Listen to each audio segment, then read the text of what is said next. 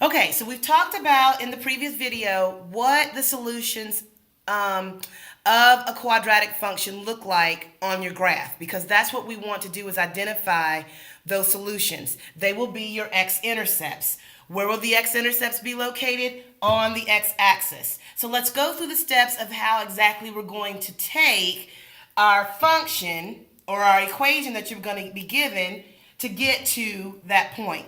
So the first step you've got there on your notes is that you're going to have to write your equation ax squared plus bx plus c is equal to 0. So that's the first thing you're going to have to do.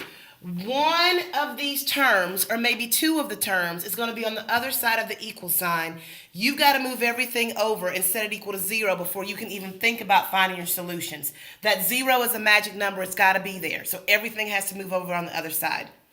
Second thing you're going to do is exactly what you learned in section 2. You're going to graph the axis of symmetry. Can you see? Can I keep going? Your axis of symmetry and the vertex point. Now, you learned in section 2 what this looks like. Let me see if you can see it, right? You learned in section 2 what this looks like.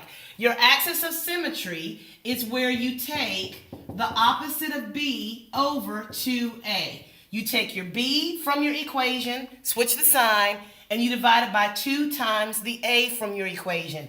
Whatever that value of x is, that's where you put your dotted line, your vertical line.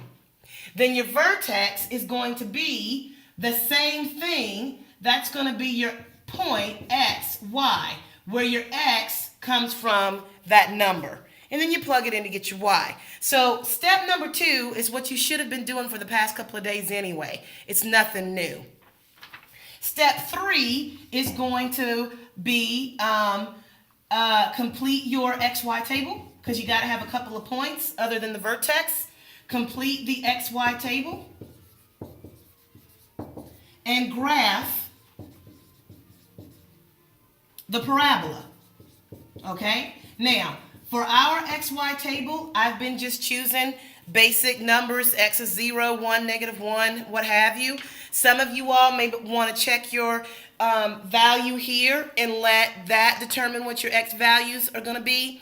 It's really up to you. You know that the vertex is where the curve changes direction. So as long as you have that vertex in your axis of symmetry, your points, no matter how many you have, it should give you the same sketch. Then your last step, this is where you get your solutions, and this is important, so put a star beside it. You're going to identify the number of solutions. Excuse me. And I'm going to put x-intercepts from the graph. Okay, so step number 4 is where you get your answer. If you did steps 1, 2, and 3 correct, step number 4 is the analysis. You have 3 options for your answers. Okay, the first option, and it's all based on what you see. If you have, and you guys need to write this down, if you have a parabola that hits the x-axis twice, so you see how it hits it there and hits it there, and it can be upside down. It doesn't matter where it's located. You just see that it hits it twice. That means you have 2 intercepts, which means you have 2 solutions. So if you see that, then you will have 2 solutions. Now, your other option, okay, can you still see, is draw yourself a little sketch there.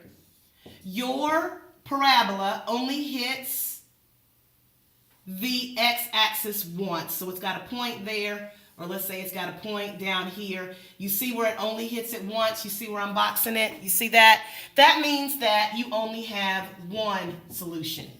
And that's what you would tell me, 1 solution. Then your third option, you probably maybe have guessed what that could be. Go ahead and draw yourself a little coordinate plane. And that's when I like to say that it's a floating parabola. You have a parabola that's just floating. It's just floating. It's not hitting the y-axis. It may not, it might, but it's not hitting the x-axis. It's just floating. There is no x-intercepts. That is when you have no solution. And so your answers for this section will either be 2 solution, 1 solution, or none. I'm not going to get into what these values are because that means we have to use a graphing calculator or some other means, and I don't want to get into that. So here are your steps.